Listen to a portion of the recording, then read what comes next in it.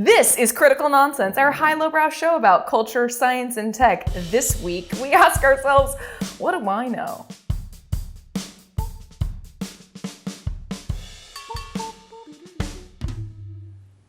Woo! John Jacob Jingleheimer Schmidt. Wow. This is what a Joey sounds like. I don't even know what to do with that other than Peter Piper pecked a picadillo of pickled peppers. And this is what an Aaron will respond with today. And this is what an executive producer and trying to get an alliteration tumults champion Jess Vander sounds like. Hi, this is Jess. Oh, man. We're in the same room. Weird.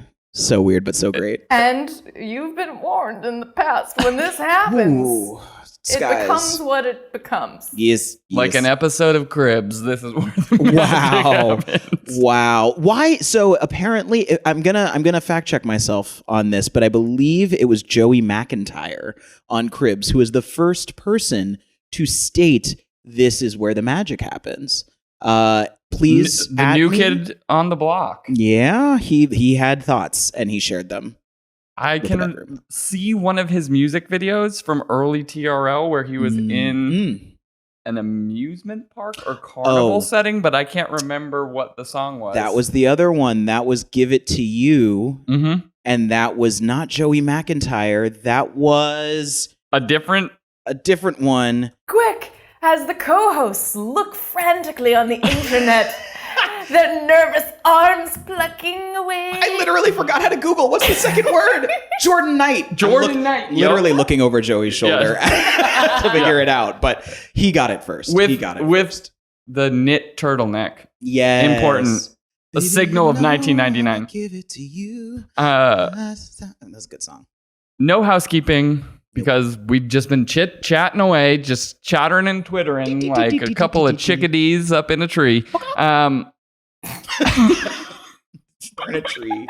They're chickens. I wanted to do something, and I brought it to y'all a few weeks ago that I thought, like people are graduating right now. It's not something we've ever done before, but we have conversations with new graduates in different capacities, and people often are giving folks advice, career advice. And I thought, why don't we do something like that here, Yeah. End of the school year, moving on to your next moment. What do we have to say about that? Cue the vitamin C. As we go on. Pokeball's canon? Yes. It's literally the same, and it drives me crazy. It upsets me. And then the new remix version of what's this called? Yeah, not the sunscreen song, but the other one. Yeah. You know what I'm talking about. I don't know. What? We'll pull this up. Yes. I wanted to do a segment, not Joey's favorite segment, not Jess's favorite segment. Do we know what Aaron's favorite segment is? No, we don't. Including me. I don't know. My favorite segment, anxieties. Yes. Accurate. I appreciate being seen. This segment is called What Do I Know? In which we say what we know about starting out on a career path. Yeah. I think it's great. And with that, Jessica, I think you want to start. What? No, you don't. Yeah. You don't have to. I just thought it would be funny if I said that. I do have one. You have? I can hop right in. So, and this is very, very primed more than anything. And I should say, this kind of is the crux of what do I know as a question for this is no one else has it all figured out is kind of, I think, the most helpful thing that I wish I would have fully understood when I was getting started working full time. Yeah. And I think it's it's a general life thing. I hear it from new parents who recognize that they look to their parents for all the answers and then realize, oh, they might have even been younger than me and are trying to figure everything out. But when it comes to the early days of starting out, and granted it's been It's been a while. It's been a while. Since I've been. I really wasn't. I was the type of person who was always looking for what is the path. Mhm. I was surrounded by people who were going into management consulting industry interviews in the city the entire second semester of my senior year. I was surrounded by people who'd been pre-med or law, and I was always not in those tracks. I was very much someone who didn't know what I wanted, but was very motivated by the stuff that brought me joy. And so when graduation time sort of came around, the first thing for me was like, oh, I have to figure out the next, like the whole path. I don't just have to figure out the next step. I need to figure out what is going to be the first step on my own version of a path and like carve this whole thing out. And being type A, like I totally did. I said, I'm going to work for 3 years. I'm going to go to business school. I'm going to come out. I'm going to do something else. And for 40 years, keep doing that and then stop working. Like that was kind of it. Easy peasy. And I think the real thing that I was doing in spite of it, which is figuring stuff out, following my gut, being resourceful and tapping people around me for insight and opportunities, and using that gumption to just sort of like keep it going, like get to the next thing. And so within work itself as well, within the first job, finding out that not only do other people either not have the time to give all the answers, but also that the whole point is that sometimes you're the only one that can like figure it out, because you're the only person that can like run around the company and like work the back channels and different angles to figure out how to get stuff done. I realized that, hey, as long as I commit and communicate those two things, then Can coagulate. into no commiseration. Yeah. Tried. Constitution. Yep. There it is. But yes, long story short, you don't have to know everything for what it's worth. I think no one does. Because no one does. So figure it out. Be open about what you don't know and invite other people into the problem, because you'll get further that way. What do I know? Number one. Figure it out. Or No one else has it figured out. Thank you. Yeah. Let me step on my own thing. Yes. What do I know? 1.5.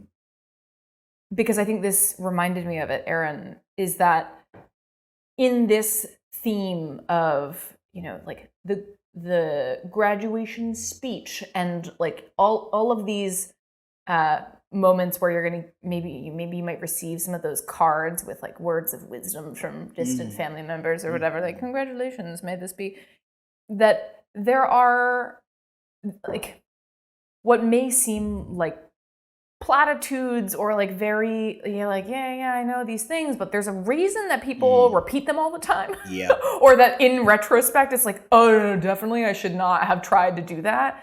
And then if you are starting out, you're like, yeah, but like, I'm different. When in fact, like maybe those platitudes are because that actually is a useful rule. And it's just so hard to teach that thing. Like most people end up having to learn it from lived experience, and then they're like,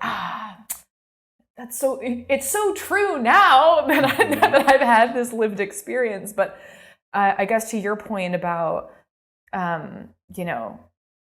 being open to not knowing and figuring things out as you go, like as much as that sounds like one of maybe many things you listener might hear as you're going along, it's probably also worth reminding your devil's advocate consciousness that's like, yeah, whatever, is like, no, maybe this is useful for a reason. So doubling down on what Aaron said and whatever else it might apply to. Do you want to do what do I know number 2?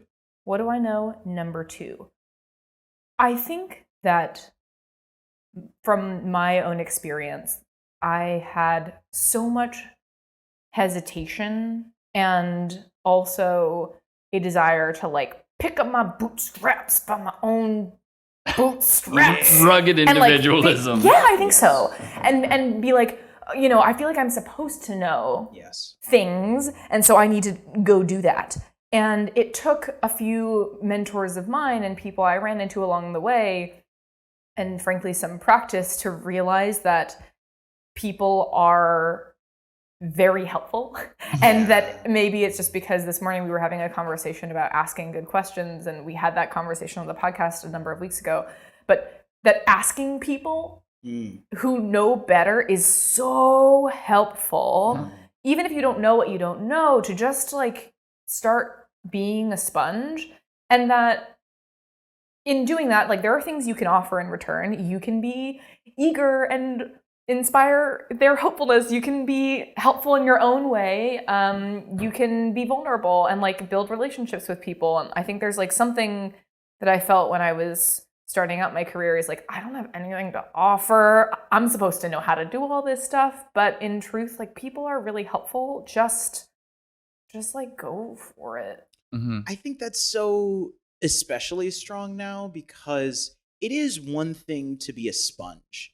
And I think in the past, it was easier coming into an office for the first time and you have more opportunity to sponge. But with so many types of hybrid businesses now, there are fewer opportunities to sponge. You have to be proactive about it. You actually need to be asking those questions and you have to be really uncomfortable outside of your comfort zone to find who knows what. And it takes a great risk to demonstrate, to both shed the presumption that you're supposed to know everything and to own the ignorance. This is so good. You're right. It can't just be a sponge. You have to be like an amoeba sponge that like moves, because like otherwise we're like, I'm waiting. Like you come to me because otherwise I'll do it all myself is like not going to happen. No. Sprinkle your knowledge on me. Yes, please, if you will. Yeah, that's so true. I think to both of your points, right?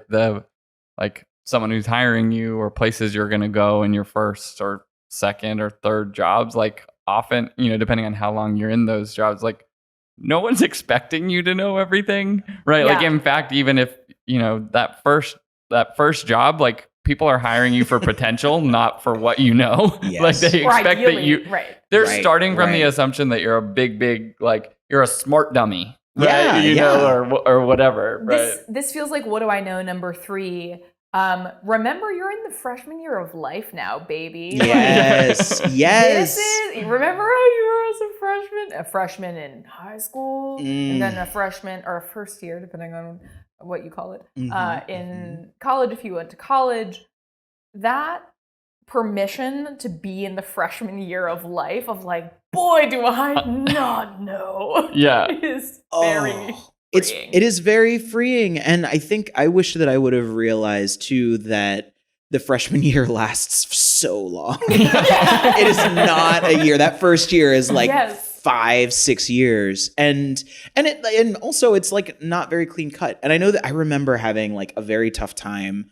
I actually, by the end of my 4th year out of undergrad, I was very confused because I was like, wait, my entire life that I can really recall has been in these like 4 or 2 year increments. And like there's supposed to be this big change from like high school to college or middle school to high school, whatever. And it's like, no, there's no there's no time horizon. Yeah. That's when it struck me most. And it's only then like after that I looked back and I was like, I didn't figure out how to New York for easily 5 years. I mean, so many practical things. It takes a long time to live. What do I know? Number 4. Quattro. Careers are long and karma is real. True. So, wow, this sounds dark. Tell us more. Preach. I think, there naturally, when you're coming out of school and like you're early in your career, there's a comparative reflex, I think, right?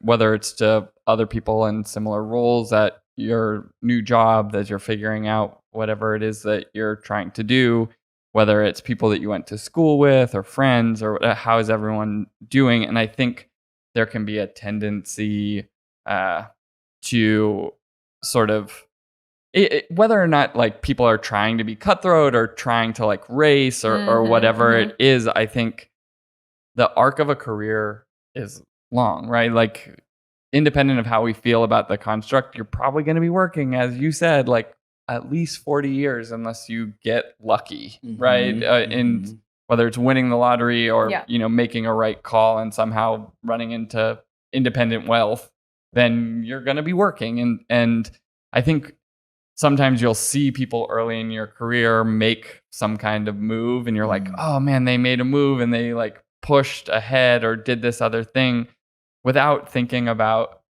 there's a concept, and we mentioned it before, and just maybe I learned it when we were doing business in China called guangxi. And it basically boils down to like mutually self-beneficial relationships. What is like your network of mutually beneficial relationships? And someone said to me early in your career, like, be generous with your time. You don't know where everyone is at right now. You don't know where they're going to be later, and you don't do it with expectation, but like help people and it will come back eventually. And I think having, now approaching, not like immediately approaching 40, but approaching 40, like you get enough time to see things, and those people that make those moves and are unkind to people that they work with, like whatever career you're getting into, like the networks are smaller than you think. Oh, yes. And word gets around, and not even like in a gossipy way. It's like someone wants to hire someone. They're like, oh, I happen to know 2 people that also know this person, or I know someone at the company that they were at last. Like it gets out somehow. And it's going to come back to bite you. Yeah. And I feel like that and like this long arc thing that you're talking about are 2 of the things that make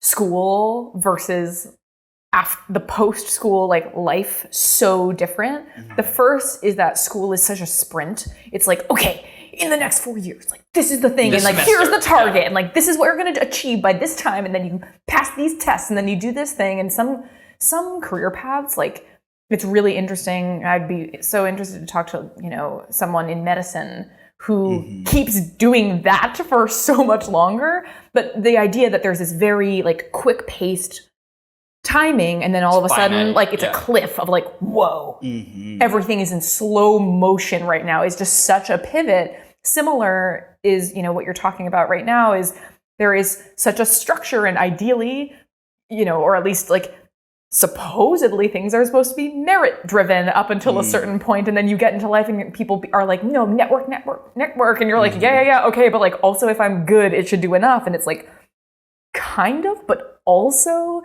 everything is in slow motion, and all of that stuff about things being blurry and schmoozy and networky are correct, and it is just like such a different mental model of what success looks like. Joey, you sent me this podcast that we should probably link in the show notes about the things that school trains us to be good at, and how that also creates sort of a gender split in what success and achievement looks like. Go back and listen to that success episode if you're interested. But the crux of it is like the things that we're trained to do and the things that we expect from school end up being measured so different in real life. And that is so hard to untrain, or at least like to be good at both is so weird and difficult. I finished my assignment. I don't get a grade. That is such a good example. I remember one of my first internships. I was doing work for a cosmetics company, and like they had tasks that they needed me to do. I needed to like create a bunch of press kits for a new fragrance that was launching, and like get them assembled and get them out. And it was like 150. That's when I learned how to mail merge. That's when I learned how FedEx works, like how you have a FedEx account and print labels and all that. But I remember one week I did this, and I finished it in like 2 days instead of 5 or something like that. And I just sort of was tinkering around. I wasn't doing anything after that. I was like, I'm done. And my boss came to me that Friday and was like, hey, so how is that thing going? Like, where is it at? And I was like, oh, I finished it 3 days ago. She was like, okay, so A, in the future, you should tell me. But also B, we should talk about it because all of them are slightly wrong. And so in this, and it's such an interesting thing, this idea, because the mindset that I had was very similar to a paper. You give me a task, I finish the task, I wait for the next task. And like, are you giving me a grade? Yeah, like, are you giving me a grade? I just want an A because like I did it ahead of schedule and like Yeah. She's like, no, like that's not how this works. Yeah. Like the metric is like, there are many different metrics that were plastered into that. But I think in addition to the like, what are you supposed to do or getting stuff done, I think there's also it takes a while, and maybe this is a what do you know number 5? I don't know. It might be just a 4.5. Hit us with 5. I'll hit you with 5, which is be gracious with your definition of success. And or like, that's a good one. I feel like what I believed success looked like, I genuinely thought that it would remain looking the same. And it took me a long time. Fireworks, naturally, pyrotechnics. On roller coasters specifically. Yes, sensible. But only going up. Yeah. Oh, Katy Perry. I think that if you, I used to hold really, really tightly to what my parents had taught me success was, and what the expectations of the schools and professors that I like worked with taught me success was. And then I started to realize that that wasn't the definition that worked for me. Yeah. That wasn't the definition that I actually wanted out of my life. And I didn't also realize that that definition was a lot, if I allowed it to be more malleable, I would get out of my own way and feel happier more often. Mm-hmm. And so I think that in the short term, being really tight about what I wanted out of specific jobs or specific tasks even, and being more forthright about like, oh, I don't just want to be graded by someone else on whether or not I did this right. I want to get a thing out of this, and I want to be specific about that thing. Having that same mindset all the time keeps you out of the trap of assuming that the ladders that other people are climbing up are the ones that are right for you, or that they exist at all. Mm-hmm. Yeah. It also, I think what you're calling out here too is that like success need not be defined by some external or default preset. But I think implicit in what you're talking about is also that it need not be substituted by some equally ambitious big goal. Like, I actually want this thing, and so here is my 10-step plan on the road to achieve that. It's like, also some of us do not know. Like, I can't tell you what I want in that big scale, but I can tell you this narrower, more specific thing that I know I want, or like, and maybe that will spark something bigger that I can work towards over a longer period. But that like, it is also fine if your goals are small. Yes. Oh, I love that. How many 5-year plans have gone to die? Yeah. Like all of them, right? Yeah, completely. Yeah. Completely. And I also think that like, when it comes to success, when we talk about career success, so much of it gets boiled down to money and title. And I think that that's all. And money and title, like essentially prestige and compensation. We can expand it a little bit more to touch on those. But really being critical about what those short and long-term successes might look like for you that are way, way, way beyond just career success, and thinking about how those interlock, and being really thoughtful about whether or not you're getting what you want out of that. Like, I do think that culturally there is a lot more openness to that notion, perhaps now than there was before. Like the proliferation of gap years and whatnot has definitely made that maybe not as novel, but as I think it is. But I do think that it is critically important to think about how your different types of successes work together, but to not get overly hung up on trying to build the glass menagerie out of it. Like, think about it short term. Don't make them too big, and hold them a little bit loose. Yeah, wiggle through them, because they will constantly change and constantly be challenged. Always. Yeah. Always. Can I add what do I know, number 6? Yes. This all is inspiring this thought of, again, what I feel like is the humility of most people, perhaps to a fault, in this life stage.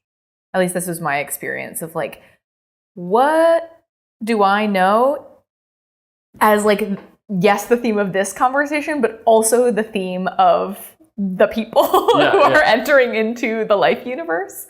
And that in this transition, there is a really unusual flattening of all things and relationships to others in the world.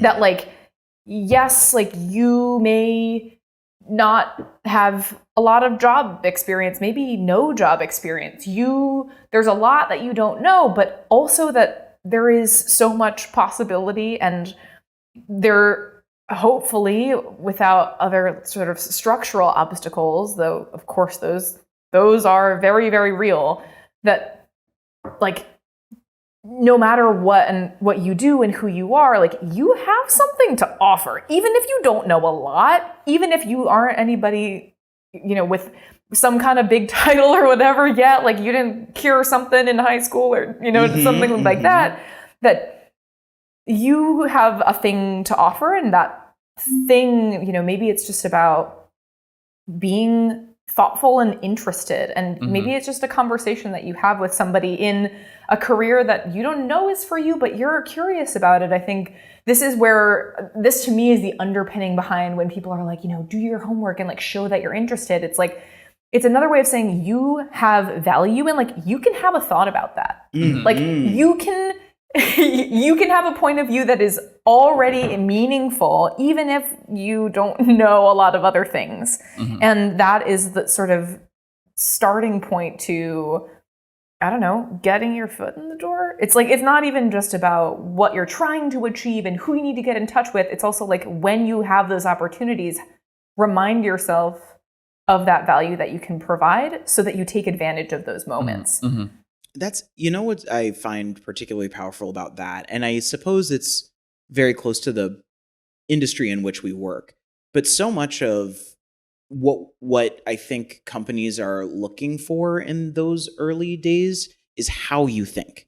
Because like, companies are making a bet on potential to Joey's point. Like, That's we right. don't know. So like when you take that step forward and you show up in conversations with like the way that you're thinking through anything, I find that gives me a lot better sense for like, how are you super collaborative? Are you open-minded? Are you a problem solver? Like all those things just come through being forthright about the questions that you're asking, as opposed to being quick with the answers that you have. Because you're probably gonna be bad at it. Yes. Like people, they're no dummies. They're looking at you like, you haven't done this before. Like, I know you're not gonna be able to like pretend like you're good at it yet. But like bring something else. Yeah, and you know what? Be Joey, yourself. Be yourself. And Joey mentioned this last night to me, that I thought, or to a couple of folks we were with, and I thought it was really powerful, is like, you are always going to be a dum-dum before you are smart at anything. Yeah. Like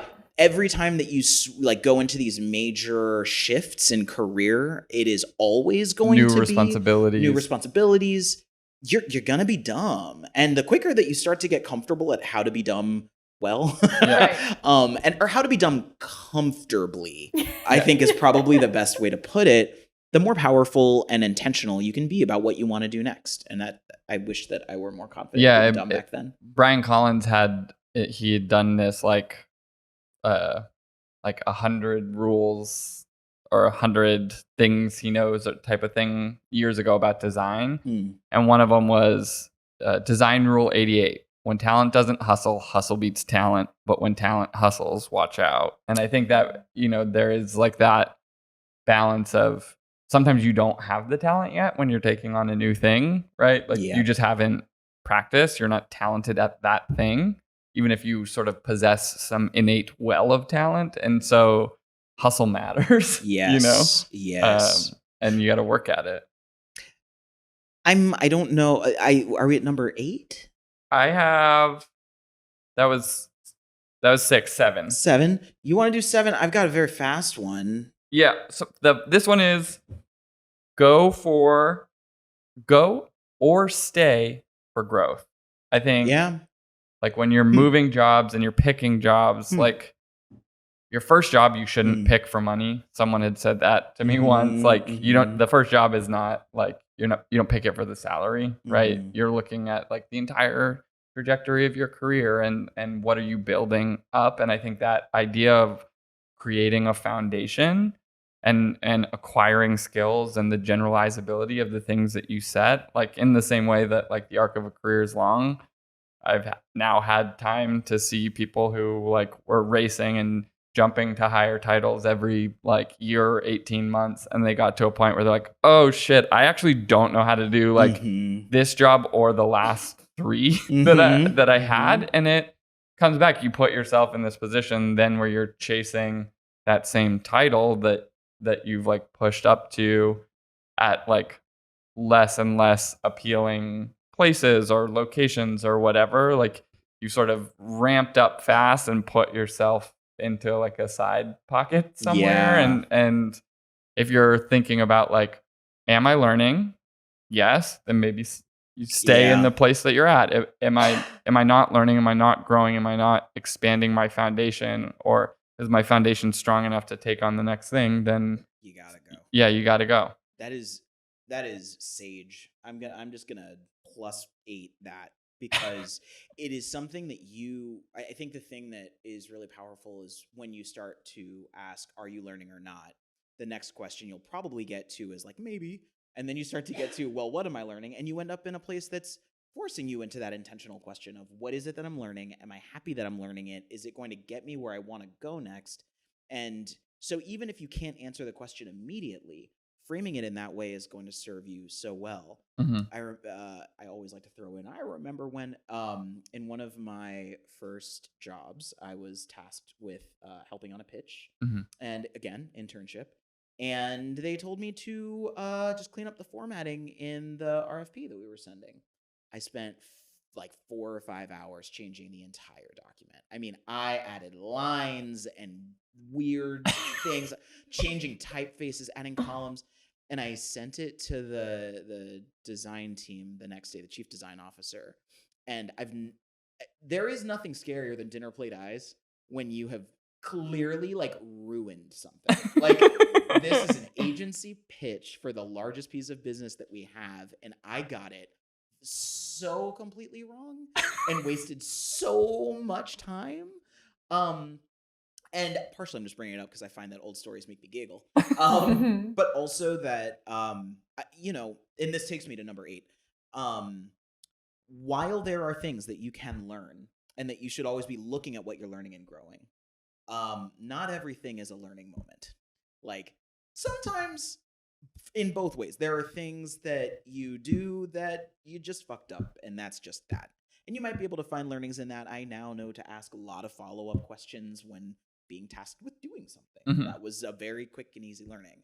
But then there are also things that come up over and over and over again in your career where you start to think like, maybe I did this wrong, maybe I did that wrong, and you're second guessing yourself to try to like figure out what it is that you're supposed to learn from this thing. And you do have to recognize that sometimes other people just treat you wrong, and also sometimes you just make mistakes, and chaos is real, and not everything's in your control. Like the ways that life throws curveballs at you, when they throw curveballs at you, and all of a sudden the decisions that you have to make. And you're that morning dove in front of Randy Johnson's pitch, and you're exploded in the middle of spring training. And was this in hardball? No, it was when Randy Johnson was like the 6'10" pitcher for the Mariners that threw a pitch, and a morning dove just crossed right in front of the time. We do not need to be those morning doves. But yeah, like don't. While it's so great to seek out learning in every moment, keep in mind that not every moment and not every interaction, not everything is a learning moment. Do you want a lightning round? Any we have left in the can? Do it. Yep. Do you have any left in the can, Jessica? Pass. Okay. I had 2 left. It was ask forgiveness, not permission. Yep. You gotta push if you're looking to grow, and sometimes you'll fuck up, like reformatting the RFP in the wrong way, and you learn from it. But if you're always looking for permission, like it's just not the way that the world works once you're out of school. And sometimes you gotta break things, get in trouble, and then you learn from it, and so on. And the last one is no one likes the high performing asshole. So don't be that person. If you're good, doesn't mean you have to be good in a vacuum. No one exists in a vacuum, and you gotta Play nice with others, even when they're wrong. Yes. And actually, that goes to my only lightning round one, too, which is be mindful of burning bridges. Mm-hmm. That doesn't mean don't burn bridges. That just means be very aware that your career is long, your relationships are even longer, and that if you burn a bridge, that bridge is burnt. Yeah. And it's real. So do it judiciously, Yeah. but also assert yourself, protect yourself, and if you need to throw a match, it's not the worst thing in the world. Yeah, don't like accidentally light it on fire as you're crossing it and there's a trail of gasoline behind you and you flick a match. Do it, do a controlled demolition and talk to the guys at Mythbusters. They'll take you to Alameda. You'll figure it all out. Jessica, would you like to bring us to the What Do I Know corner? This is called the What Do I Know corner. What a good name. It's so punchy. This is called the What Do I Know corner. Number 1, you don't need to have it all figured out. Number 2, be the amoebic sponge, chasing a new thing to learn. Number 3, embrace the freshman years of life. 4, careers are long and karma is real. 5, be gracious with your definition of success. Number 6, you have value. Offer it. Number 7, go or stay for growth. 8, not everything is a learning moment. Sometimes it's chaos. 9, ask forgiveness, not permission. 10, don't be the high-performing a-hole. And 11, burn those bridges carefully. And number 12, just like appreciate and also forgive how life advicey this sounds. We're just brainstorming. And remember, we don't even know what we know. What do we know? What do we know? Literally. It's literally a question. We're like, I think I know this. Do we know I can't wait to do this again in our 60s and be like, what were we saying back then? You know, like. We didn't even know. Yeah, it's good stuff. We don't know. We don't even know. But that's Do what we? it's worth. Maybe? What do we? Do we? What do we? What do we know now? What do you know? I'm trying to think of any others. Are there any others? No, I don't know. I was like rewriting Yours was better. I like yours better. The Who Can It The Be Men at Now? Work? Yeah, Right? yeah. Or Aaron's Justin What do you Bieber. mean? Yeah, it's all together. Yes. So good luck. Fly. Don't be the morning dove, but be a goose. A silly goose. A silly goose. A mother goose. Oh, there's so many gooses. This is a serious A A goose. Canadian goose. Oh, I'm a coat. Bye. Critical Nonsense is a Sylvain production. Brought to you by Men at Work, the remix album for not men who are also not at work. As always, we'd like to thank our executive producer and Australia, Jess Vander. What'd you just call me? What's the song? What's the song? Do you come from the land? Thank down you. under? Thank you. It's a remix. Very good. We'd also like to thank sound engineer and really the light that steers us forward, Alex Contel. We'd like to thank our programming coordinator and anti-hero of Antipodes. Wow. Les Jacobs. That's pretty good. I'd also like to thank Les Jacobs. Nope. And, nope. Sorry, Gilbert. And Nora Mestridge. For you know what? Reading us like the libraries that we are in the future. Kiwis. Yep. As always, thank you, sorry, Ellen. Oh, sorry. Special thanks to all of you. I love you. We went long. I'm grateful for your faces. Yes. Even amidst the tumult. Also, good luck. This is Good so luck. Yeah, hard. y'all. My goodness. If you're a aspiring dreamer, An aspiring amoebic sponge. an aspiring amoebic sponge, go. Yeah. Move thy sponges. Move this sponge. Shoot us Absorb a a note. mitochondria. All of the cilia pushing you forward. Yes, let it Protozoa happen. of life. SpongeBob. That's we were. That's what we can You offer. karaoke. All right, I'm out of here. All Bye. Love you. Bye. Bye.